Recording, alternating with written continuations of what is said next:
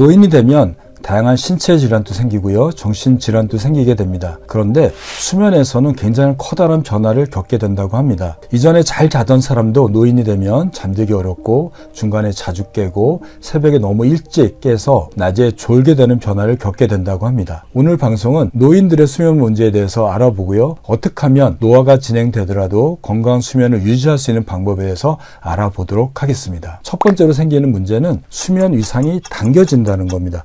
수면 위상이라고 하면 좀 어려운 말이죠. 수면 위상은 뭐냐면요, 우리가 자고 깨는 시간대를 얘기합니다. 10시에 잔다. 10시가 수면 위상이죠. 그런데 수면 위상이 당겨졌다는 얘기는 젊었을 때 잤던 시간보다 조금 더 앞으로 일찍 잠이 온다는 얘기를 하는 겁니다. 나이가 들어감에 따라서 신체의 24시간 일주기 리듬은 실제로 앞으로 조금씩 이동한다고 그래요. 이거를 수면 위상 전진이 된다, 또는 전진성 수면 위상이라고 해요. 잠자는 시간이 앞으로 당겨진다 라는 얘기를 하게 됩니다. 많은 노인들은 초저녁에 굉장히 피곤함을 느끼게 되고요, 또 졸리게 됩니다. 그렇기 때문에 가만히 있으면 앉아서 자꾸 졸게 돼요. 또 이러기 때문에 아침 일찍 일어나게 되죠. 저녁 먹고 가만히 앉아서 텔레비전 보다 보면, 책을 보다 보면, 사람하고 얘기하다 보면 7시, 8시, 9시 때 굉장히 졸림을 경험하게 됩니다. 두 번째는 밤에 자꾸 깬다라는 거죠. 나이가 드시는 노인들은 얕은 수면의 시간이 늘어나게 되고요, 깊은 수면 시간이 줄게 됩니다. 이러한 변화 때문에 얕은 수면이 많아지면서 자꾸 깨게 되는 거죠. 얕은 수면은 쉽게 깨는 잠입니다. 작은 소리,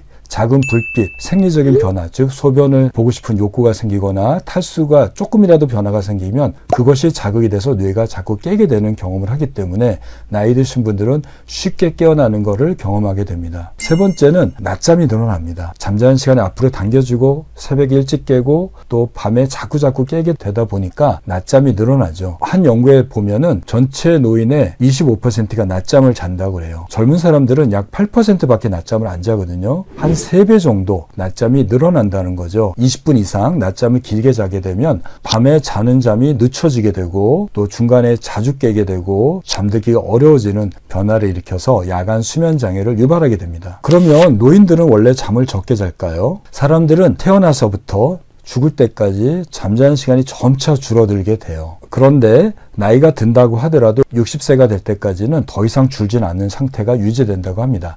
65세 되는 노인이다 하더라도 매일 밤 7, 8시간 정도를 잠을 자는 게 정상이라고 할 수 있겠습니다. 그런데 우리는 나이가 들면 잠을 못 자게 되죠. 왜 이럴까요? 가장 중요한 거는 나이가 들면서 생체시계도 노화가 진행되기 때문에 그렇습니다. 생체시계는 식교차 상액이라고 하는 부위에 약 2만 개의 신경세포가 몰려있는 부위입니다. 이 식교차 상액이 우리의 자고 깨는 일주기 리듬을 조절하게 됩니다. 이 일주기 리듬을 통해서 때가 되면 배고프고 또 때가 되면 호르몬이 왕성하게 분비가 되고 밤에는 졸리게 되고 낮에는 집중력이 높아지고 정신이 맑아지는 것을 조절하게 됩니다. 이 생체 시계가 망가지게 되면 우리는 배고픈 게 수시로 느껴지게 되고요, 낮에도 굉장히 졸려서 업무에 집중할 수 없게 되고 밤에도 수시로 자고 깨는 일이 벌어지게 됩니다. 사실 뇌가 노화될 때 제일 먼저 노화가 진행되는 게 이 생체시계가 있는 시상하부예요. 이 생체시계가 노화를 통해서 기능이 떨어지게 되면 24시간의 일주기 리듬이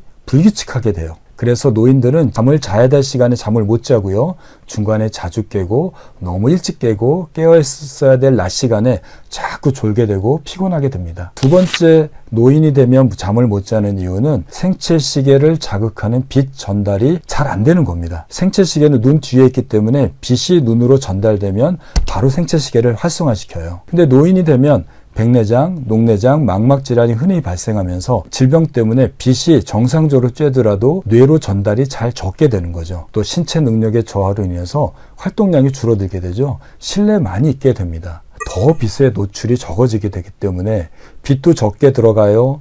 또 내 스스로 빛을 적게 쬐게 되기 때문에 생체시계가 낮이 돼도 활성화되지 않는 거죠. 세 번째는 잠을 자게 하는 멜라토닌의 분비가 저하되고 낮에 긴장하고 깨어있도록 도와주는 코티졸의 분비가 저하가 되는 게 문제가 됩니다. 멜라토닌은 잠들기 전에 분비가 돼서 잠을 잘 자게 하고 깨지 않도록 도와주는 호르몬이죠. 젊었을 때 특히 10대 후반에서 20대 초반이 멜라토닌이 일생에서 최대로 분비되거든요. 55세가 되면 절반으로 줍니다. 70세가 되면 3분의 1로 줄어들게 되죠. 나이가 들면 멜라토닌 분비량이 적어지게 되니 밤이 돼도 잘 준비가 안 돼요. 그러니까 잠이 안 오는 겁니다. 겨우 잠들어도 멜라토닌은 적으니 중간에 자주 깨게 되겠죠. 또 코티졸은 낮에 신진대사를 활성화시키는 스트레스 호르몬으로 작동됩니다. 이 코티졸이 분비가 적어지게 되니까 신체의 긴장도가 떨어지게 돼서 낮에도 어떤 집중력도 발휘하기 어렵고 신체적으로 활력 있게 일을 할 수 없게 됩니다. 그러니 신체 능력이 떨어지고 낮에 활동량이 적어지니 밤에 또 못 자는 일이 생기게 됩니다. 네 번째는 잠의 욕구가 감소되는 겁니다. 신체 활동을 하게 되면 잠의 욕구가 쌓이게 됩니다. 아데노신이라는 물질이 뇌에 쌓이게 돼요. 이 아데노신은 아데노신 수용체에 붙어서 우리 졸음을 계속 만들어내게 됩니다. 즉 아데노신 수용체가 100개가 있으면 이게 다 채워지면 우리는 졸음을 참을 수 없어서 낮에도 졸게 됩니다. 그런데 노인들은 아데노신 수용체가 적어지게 돼요. 노화 때문에 아데노신 수용체가 줄어드는 거죠. 같은 신체 활동을 해서 아데노신이 많이 쌓인다 하더라도 아데노신 붙을 수용체가 적게 되니까 졸음을 적게 만들어지게 됩니다. 다섯 번째는 건강 상태입니다. 노인들은 정신적으로 육체적인 질병이 많이 생기게 되겠죠. 우울증, 불안장애, 그 외에도 심장병, 고혈압, 당뇨, 관절병과 같은 다양한 질병에 노출되기 때문에 이런 질병이 수면을 방해하게 됩니다. 여섯 번째는 복용하는 약물 때문에 그래요. 한 연구에 따르면 65세의 노인들의 경우 전체 40%가 5가지 이상의 약을 먹고 있다고 합니다. 복용하는 약물 중에 일부 약은 잠을 많이 만들고요. 일부 약은 잠을 방해하게 됩니다. 예를 들면 감기약이나 콧물 때문에 또 알러지 때문에 먹는 항히스타민제는 굉장히 졸리게 만들어요. 이 때문에 낮에 자면 밤에 못 자는 거죠.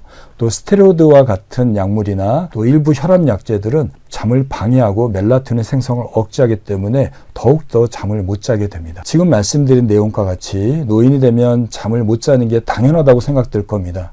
하지만 노인들도 깊은 잠을 잘 수 있고 정상 수면을 유지할 수 있는 꿀팁이 있습니다. 첫 번째 방법은 운동을 하는 겁니다. 잠의 욕구가 떨어진다 하더라도 규칙적인 운동을 하시게 되면 우리 몸에 피로도가 많이 쌓이게 되고 운동하는 과정을 통해서 햇빛에 많이 노출되겠죠.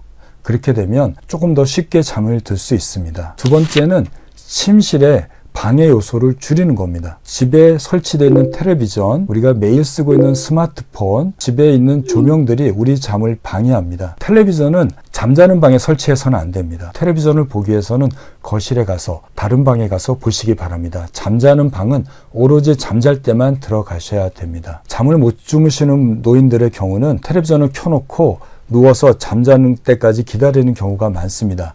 하지만 우리 뇌는 금방 학습해요. 텔레비전을 보면서 재밌어지고 그 내용을 이해하려고 자꾸 노력하면 누워있다 하더라도 뇌는 깨어있어야 되는구나, 텔레비전에 집중해야 되는구나, 그걸 배우게 돼요. 며칠 더 지나면 텔레비전을 켜는 순간 뇌는 깨는 시간이구나, 자는 시간이 아니다라고 학습하게 됩니다. 여러분들이 잠자려고 노력하는 텔레비전을 보는 습관이 도리어 잠을 방해하고 있습니다. 스마트폰에서 나오는 블루라이트는 뇌를 자극하게 됩니다. 3분만 블루라이트를 쬐게 되면 뇌는 낮으로 오해하게 됩니다. 유튜브 보느라고 또는 영상을 보느라고 음악을 들으려고 영화를 보느라고 스마트폰을 봤지만 그것은 뇌를 낮으로 만들게 됩니다. 스마트폰을 보다가 끄더라도 뇌는 깨어있는 상태에서 잠들게 되니 깊은 잠을 들기도 어렵고요. 겨우 잠들더라도 자주 깨는 일이 발생하게 됩니다. 따라서 스마트폰은 최소한 1시간에서 2시간 전부터는 차단해야 됩니다. 그 다음은 수면을 방해하는 음료나 물질을 피하는 겁니다. 알코올, 담배, 카페인, 밤늦게 먹는 야식, 이런 것들은 수면을 더욱 어렵게 만듭니다. 잠들기 6시간 전부터는 카페인을 드셔는 안 되고요. 잠들기 전에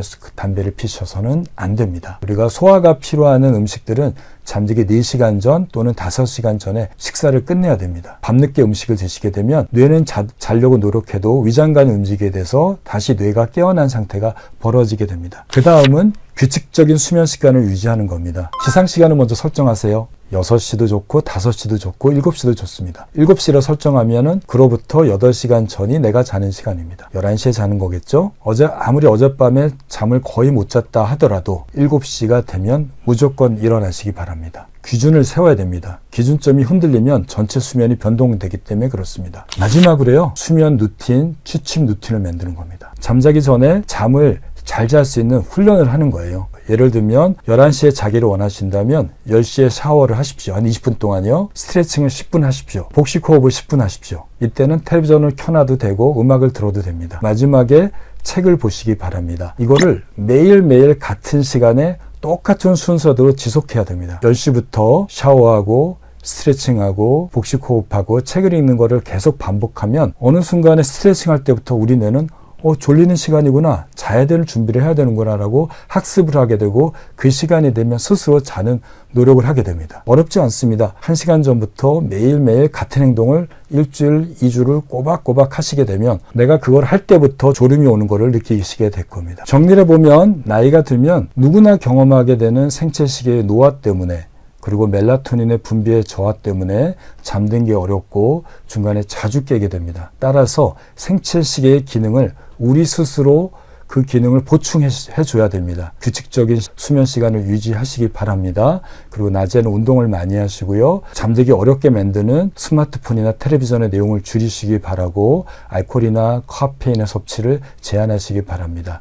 그리고 가장 중요한 거는 잠자는 시간에 맞춰서 1시간 전부터 수면 루틴을 스스로 개발하시고 매일매일 지켜주시기 바랍니다. 나이가 들더라도 스스로의 이러한 노력을 통해서 좋은 수면, 꿀잠을 만들어낼 수 있습니다. 힘들더라도 노력해 보시기 바랍니다.